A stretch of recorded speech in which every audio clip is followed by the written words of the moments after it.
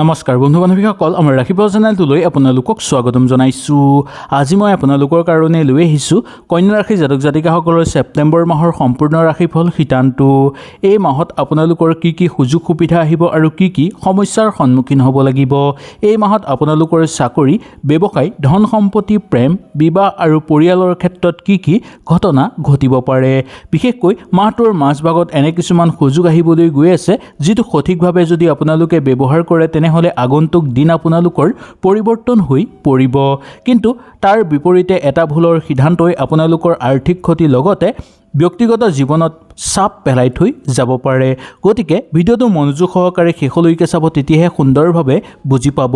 আৰু লগতে এই মাহৰ আপোনালোকৰ শুভ ৰং, শুভ সংখ্যা, শুভ দিন আৰু শুভ ৰত্ন কি হ'ব সুন্দৰভাৱে জানি ল'ব পাৰিব। আহক তেনেহ'লে আমি বেছি দেৰি নকৰি সুন্দৰভাৱে জানি লওঁ। যদি ভিডিঅ'টো ভাল লাগে লাইক এটা কৰি আমাৰ মনোবল বঢ়াব আৰু আপোনালোকৰ বন্ধুবৰ্গৰ লগত শ্বেয়াৰ কৰি তেওঁলোককো উপকৃত কৰিব।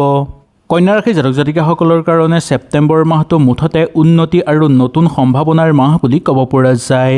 বহুদিন ধৰি কিবা কাম যদি আপোনালোকৰ ৰৈ আছে বা পাবলগীয়া ধন ঘূৰাই পোৱাৰ প্ৰবল আশা থাকিব।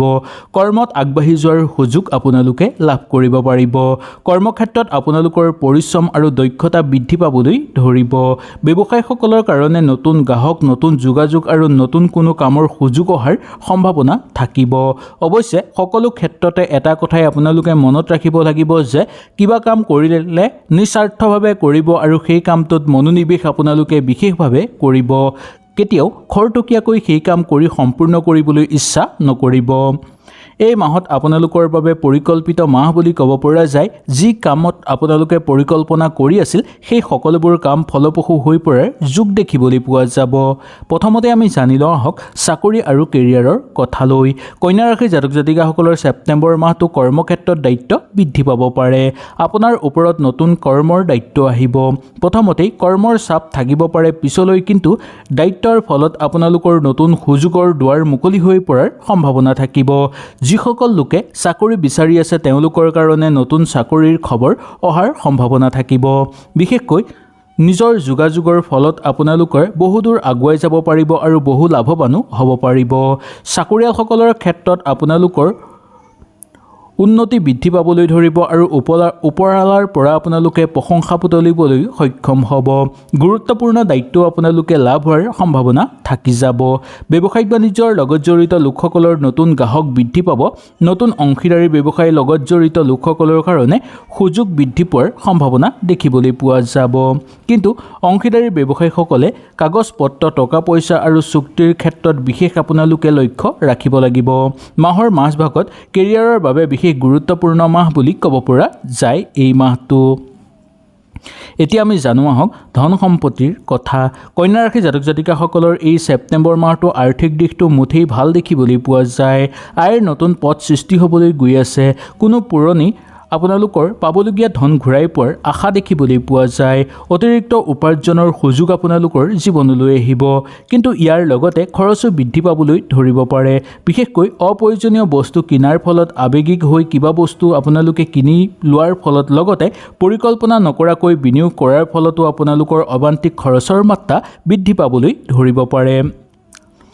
যদি আপুনি ডাঙৰ ধন সঞ্চয় কৰিব বিচাৰিছে বা ডাঙৰ ধন বিনিয়োগ কৰিব বিচাৰিছে তেনে ক্ষেত্ৰত আপোনালোকে ঘৰৰ মানুহৰ লগত পৰামৰ্শ ল'ব, নাইবা ভালকৈ পৰীক্ষা নিৰীক্ষা কৰিব। আয় বৃদ্ধি কৰাটো যিমান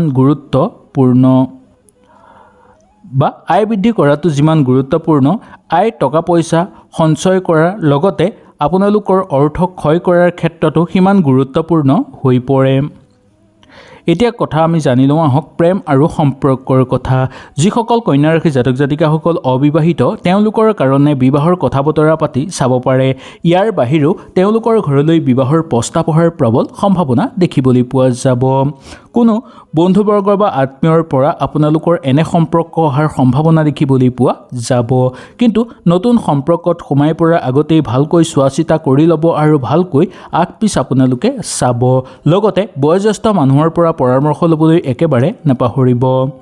যিসকল লোকে প্ৰেমৰ সম্পৰ্কত আছে তেওঁলোকৰ কাৰণে সৰু সুৰা ভুল বুজাবুজি হৈ পৰিব পাৰে এই মাহত।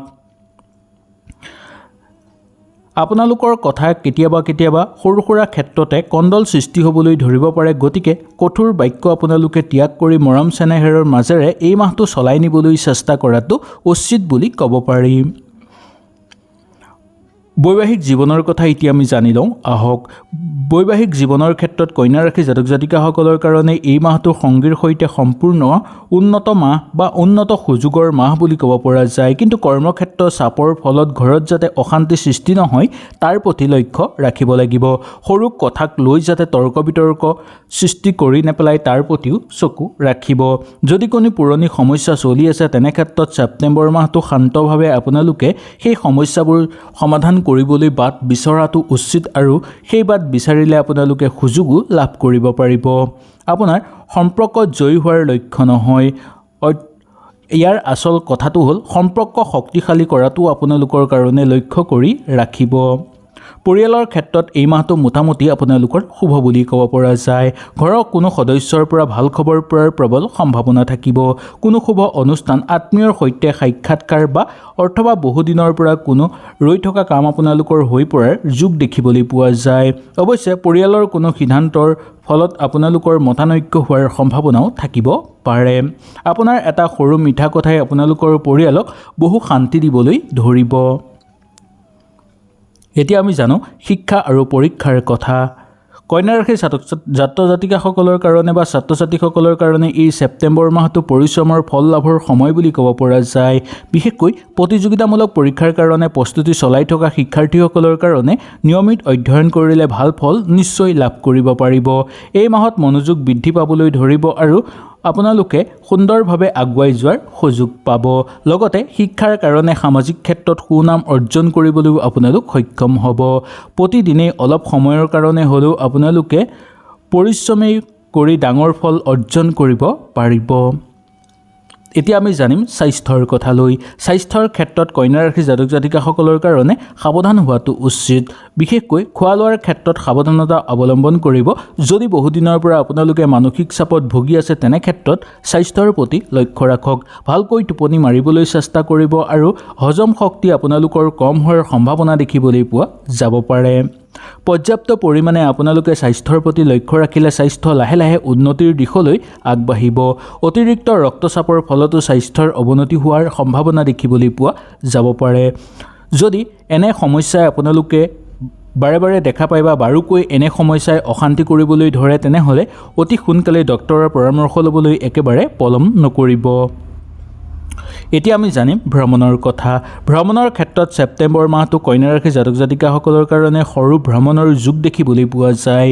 এই ভ্ৰমণৰ ফলত আপোনালোকৰ হ'বলৈ ধৰিব দ্ৰব্য লাভ। ব্যৱসায়িক বাণিজ্যৰ লগত জড়িত লোকসকলৰ কাৰণে আৰু চাকৰিয়ালসকলৰ কাৰণে ভ্ৰমণ হ'ব পাৰে। তাৰ ফলতো আপোনালোকৰ লাভ হোৱাৰ যোগ দেখিবলৈ পোৱা যায়। যাত্ৰাৰ আগতেই আপোনালোকে ভালকৈ টিকট চেক কৰিব, নথি পত্ৰ সাজু কৰি ল'ব আৰু সময়সীমা ভালকৈ আপোনালোকে চাই চিতি তাৰপিছত ভ্ৰমণ কৰিবলৈ চেষ্টা কৰিব। এতিয়া আমি জানিলোঁ আহক গুৰুত্বপূৰ্ণ সময়ৰ কথা। ছেপ্টেম্বৰ মাহটো কন্যা ৰাশি জাতক জাতিকাসকলৰ গুৰুত্বপূৰ্ণ সময় বুলি ক'বলৈ হ'লে 1 তাৰিখৰ পৰা 10 ছেপ্টেম্বৰৰ সময়খিনি পুৰণি কাম সম্পূৰ্ণ কৰাৰ সম্ভাৱনা থাকিব। নতুন পৰিকল্পনাৰ সময় বুলি ক'ব পৰা যায় এই সময়খিনি। 11 তাৰিখৰ পৰা 20 তাৰিখলৈকে কেৰিয়াৰৰ ক্ষেত্ৰত আৰু আৰ্থিক ক্ষেত্ৰত গুৰুত্বপূৰ্ণ সুযোগ আহিব। সিদ্ধান্ত লোৱাৰ সময় আপোনালোকৰ বুলি ক'ব পৰা যায় আৰু বুদ্ধিৰ বিকাশ ঘটিবলৈ ধৰিব। 21 তাৰিখৰ পৰা 30 তাৰিখলৈকে আপোনালোকৰ সম্পৰ্ক, ধন, ভৱিষ্যত পৰিকল্পনাৰ ওপৰত গুৰুত্ব দিয়াটো উচিত।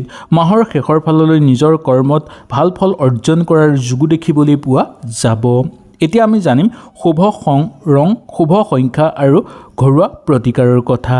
কন্যা ৰাশি জাতক জাতিকাসকলৰ ছেপ্টেম্বৰ মাহৰ শুভ ৰং হ'ব সেউজীয়া, শুভ সংখ্যা হ'ব 5, শুভ দিন হ'ব বুধবাৰ। জ্যোতিষ আচাৰ্যসকলৰ মতে আপোনালোকে যদি প্ৰত্যেক বুধবাৰে ওম বুদ্ধায় নমঃ মন্ত্ৰটো জাপ কৰিব পাৰে তেনেহ'লে আপোনালোকৰ বহু মংগল হ'ব। জ্যোতিষ আচাৰ্যসকলৰ মতে এই সময়খিনি অত্যন্ত আপোনালোকৰ কাৰণে শুভ হ'ব। এই ছেপ্টেম্বৰ মাহটো কন্যা ৰাশি জাতক জাতিকাসকলৰ নতুন সুযোগ, আৰ্থিক উন্নতি আৰু ব্যক্তিগত পৰিৱৰ্তনৰ মাহ বুলি ক'ব পৰা যায়। প্ৰথম ভাগত নতুন সুযোগ আহিব, ভয় নকৰিব। দ্বিতীয় ভাগত টকা পইচাৰ ক্ষেত্ৰত খৰখেদা নকৰিব। তৃতীয় ভাগত সম্পৰ্কত আপোনালোকৰ বুজনি লোৱাটো দৰকাৰ। ভুল বুজাবুজি যাতে নহয় তাৰ প্ৰতি লক্ষ্য ৰাখিব। এনে কৰিলে গোটেই ছেপ্টেম্বৰ মাহটো আপোনালোকৰ অনুকূল হৈ পৰিব। হয়তো এই ভিডিঅ'টোৰ যোগেদি আপোনালোকে সুন্দৰভাৱে বুজি পালে। যদি কিবা অসুবিধা পালে নিশ্চয় মোক তলত কমেণ্ট কৰি জনাব আৰু আপোনালোকে নিশ্চয় কমেণ্টত লিখিব পাৰে জয় মা লক্ষ্মী। তেনেহ'লে আজিলৈ আপোনালোকৰ ওচৰৰ পৰা বিদায় লৈছোঁ। নমস্কাৰ।